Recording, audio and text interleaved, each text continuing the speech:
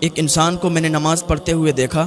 میں مسجد میں نماز پڑھنے کے لیے گیا تو وہ اتنی تیزی کے ساتھ نماز پڑھ رہے تھے، وہ سجدہ کر رہے تھے، اٹھ رہے تھے جب سجدے سے تو پورا نہیں اٹھ پا رہے تھے، پورا سیدھا نہیں ہو رہے تھے اور پھر سجدے میں چلے جا رہے تھے۔ جب انہوں نے اپنی رکعتیں پوری کر لی، نماز پڑھ لی، تو میں نے ان کو سائڈ میں بلایا۔ اچھا، اگر کسی کو آپ مسئلہ سمجھاتے ہیں، کسی کو آپ کوئی بات سمجھاتے ہیں تو لوگوں کے درمیان اسے سمجھانا نہیں، اس لیے کہ اگر لوگوں کے سامنے آپ اس کو سمجھائیں گے تو سمجھنے سے زیادہ وہ بھڑک جائے گا، وہ سوچے گا کہ یہ ہمیں ذلیل کر رہے ہیں، حالانکہ اس کی سمجھ میں نہیں۔ تو آپ اس کو سائڈ میں جا کے سمجھائیں۔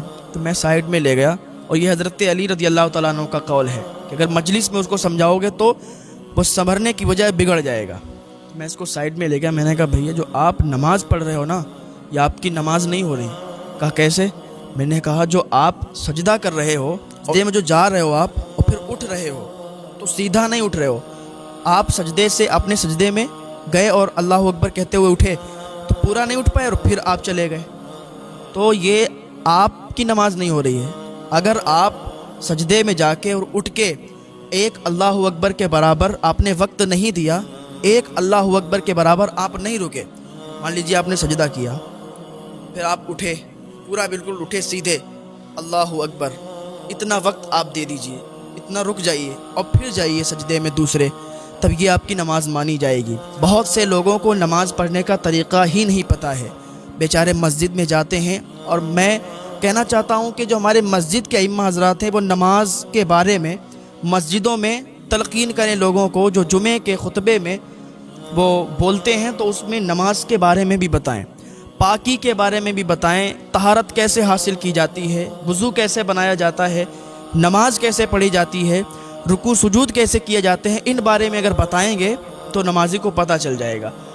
تو جیسے کہ مسجد میں داخل ہوئے، داخل ہونے کے بعد بہت سے لوگ ایسے ہوتے ہیں کہ اگر لیٹ آئے جمعے کے دن اور امام صاحب خطبہ پڑھ رہے ہیں تو وہ آ کے اپنی سنتوں کو پڑھنے لگتے ہیں، تو ایسا نہیں ہونا چاہیے۔ خطبہ کے ٹائم انگوٹھے چومنے کو بھی منع کیا گیا ہے۔ خطبہ کے ٹائم آپ انگوٹھے نہیں چوم سکتے ہیں، خطبہ کی اذان کے ٹائم آپ انگوٹھے نہیں چوم سکتے ہیں، اور قرآن میں جہاں پر بھی حضور کا نام آئے، قرآن پڑھتے ٹائم بھی آپ انگوٹھے نہیں چوم سکتے ہیں۔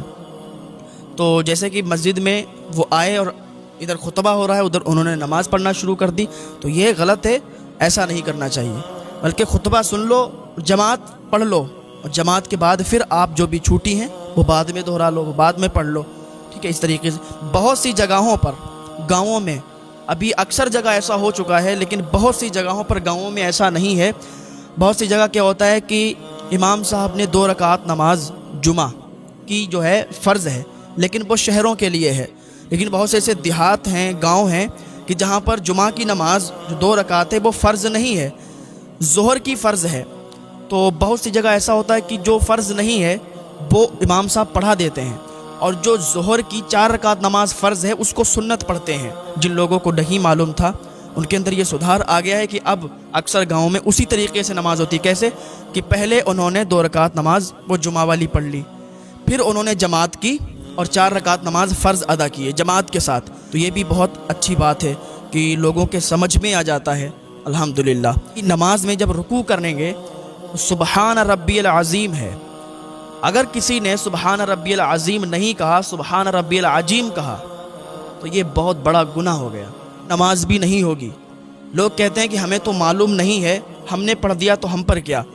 تو اس کے لیے 2 عذاب ہوں گے، ایک تو اسے معلوم نہیں، دوسرا اس نے معلوم کیوں نہیں کیا۔ علم دین سیکھنا فرض ہے تو اس نے فرض کو ادا کیوں نہیں کیا؟ کیوں ایسی باتیں کہتا ہے کہ ہمیں معلوم نہیں؟ تو اس پر بھی عذاب ہوگا، اس پر بھی گناہ پڑے گا۔ جو بات آپ کو معلوم نہیں ہے وہ اپنے ائمہ علماء سے پوچھیں۔ تو سبحان ربی العظیم اگر کوئی نہیں کہہ سکتا ہے تو سبحان ربی الکریم کہے، سبحان ربی الکریم، رکوع کی حالت میں سبحان ربی الکریم، سبحان ربی الکریم، سبحان ربی الکریم اگر کہے گا اور پھر اٹھے گا تو پورا اٹھ جائے اور ایک اللہ اکبر کے برابر ٹائم دے، پھر آرام سے سجدے میں جائے، اس طریقے سے اس کی نماز درست ہوگی۔ بہت سے لوگوں کو نہیں معلوم ہوتا۔